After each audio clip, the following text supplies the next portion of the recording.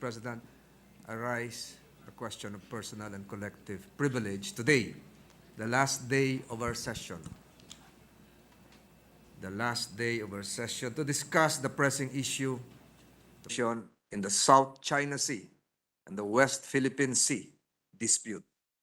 The issue is an urgent concern, and its impact affects the lives of our most valuable Filipinos, kababayans in the coastal communities, regional security, and the rules-based international order as enshrined in the UN Convention on the Law of the Sea, UNCLOS. Moreover, developments in the SCS, WPS have short and long-term implications on Philippine national security, especially at a time of rising prices due to geopolitical upheavals, including COVID-19 pandemic and the ongoing war in Ukraine. Mr. President, initially, on China concerns, Beijing remains dedicated to using gray zone, quote-unquote, gray zone tactics in the West Philippine Sea to advance its illegal claims without sparking a conflict actions that push the boundaries of acceptable behavior, undermine international law. Ito po yung pag-asa, Mr. President. This is existing. I'm showing that on the screen. And raise the chances of untoward incidents. These gray zone tactics include swarming activities within the territorial seas of our 9 stations in the WPS. This is most especially seen in the Pag-asa Islands, a high tide elevation with the 12 nautical mile territorial sea over which the Philippines has full sovereignty, where the China Coast Guard, you can see the pictures, and the Chinese maritime militia vessels are observed staying in the area. China is becoming more brazen in its actions toward the Philippine maritime forces in the West Philippine Sea, from aggressive maneuvers by China Coast Guard, CCG vessels in Baho de Masinloc, to interfering in the provision of humanitarian supplies to government personnel abroad, the BRP Sierra Madre in Ayungin Shoal. Beijing's assertiveness continues despite numerous diplomatic protests over such activities. I'm glad that some officials of our Department of Foreign Affairs are here present as I speak. Proof of China's growing assertion was seen in November 2022 when the CCG, China Coast Guard, interfered in the retrieval of space debris which fell within the Pag-asa Islands territorial sea near Pag-asa Clay 1. Ayun po yung larawan, Mr. President. Clay 1 is just 1.9 nautical miles from the Pag-asa Islands, manned by our gallant officers from the Army, the Air Force, the Navy. They are also here in this plenary hall, Mr. President. Philippine personnel initially detected the space debris some 800 yards west of the main station of Pag-asa 1. A Philippine team was dispatched to retrieve the debris which drifted near Pag-asa Clay 1 and was in the process of towing the remains. Ayun po yung litrato, Mr. President, of a rocket when a boat from China Coast Guard 5205 swiftly and deliberately interfered. The China boat came within 20 to 30 yards of the Philippine rubber boat and forcibly cut the towing line of the space debris. Pinutol po nila yung lubid. Nakikita po natin, Mr. President. I'd like to show this video.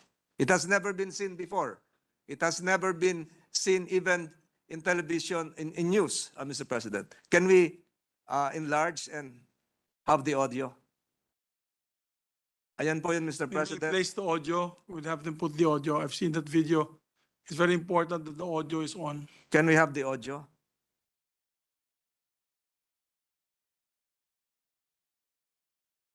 Yes, I would like to let our colleagues know. I think this is the first time you make this video.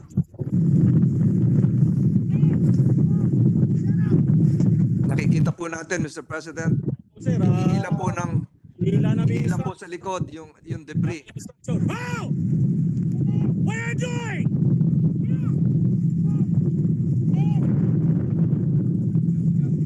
I asked for not earlier. You didn't give the not. So this is an actual footage, Mr. President, of that incident last month, Mr. President. The China boat, as I've said, came within 20 to 30 yards of the Philippine rubber boat and forcibly cut the towing line of the space debris. Nila yung tali. See how dangerous Pinawi nila the ulit. incident was, Mr. President. Baka-rubber boat lang po tayo. Ang lalaki ng kanilang mga Kawawa yung mga tao natin. Mr. President, Chinese diplomats denied that the incident occurred. They denied that the incident occurred, claiming that a friendly consultation took place. But the footage and reports clearly show that CCG assertively took the debris in the area well within the Philippine territory.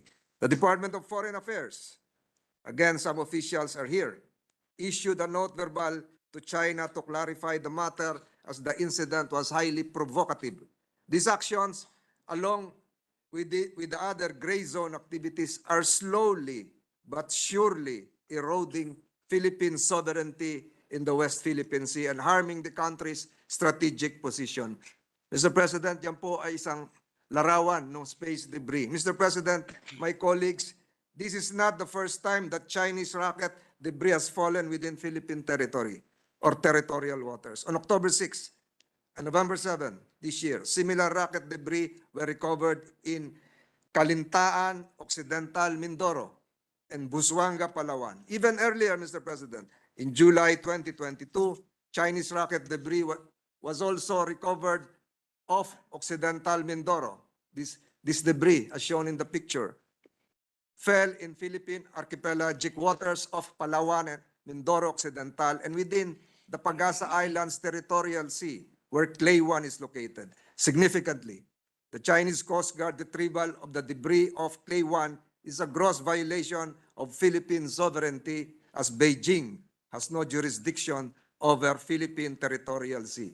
Further, CCG's interference in the retrieval also violated the right of innocent passage under the 1982 UNCLOS, yet another incident in a long and sustained record of repeated violations of international law. Lastly, China's actions demonstrate that Beijing does not recognize the 2016 arbitral award, which establishes a 12 nautical mile territorial sea in the Pagasa Islands.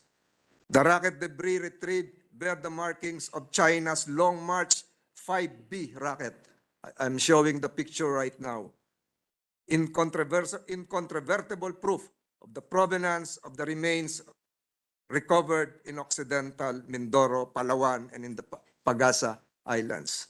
China acceded to the 1967 Outer Space Treaty, and Beijing must request the return of space debris which fall in the territory of other states, like the Philippines, like Pagasa Islands in the Philippine case, rather than merely seizing the same.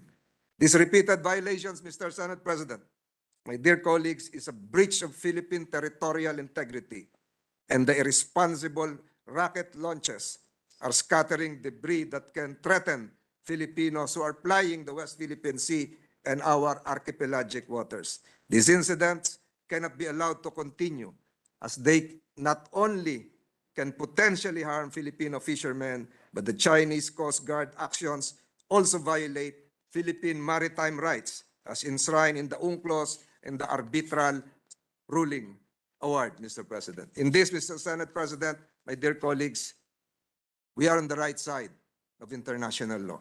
And gross violations like this cannot be allowed and should not be allowed to continue. Before I end this speech, Mr. President, let me stress that it is high time that the government prioritizes South China Sea, West Philippine Sea, as the Philippines has become the laggard among the claimants, a status that threatens not only the country's sovereignty, but also the livelihoods of thousands of Filipino fishermen and the nation's energy and food security.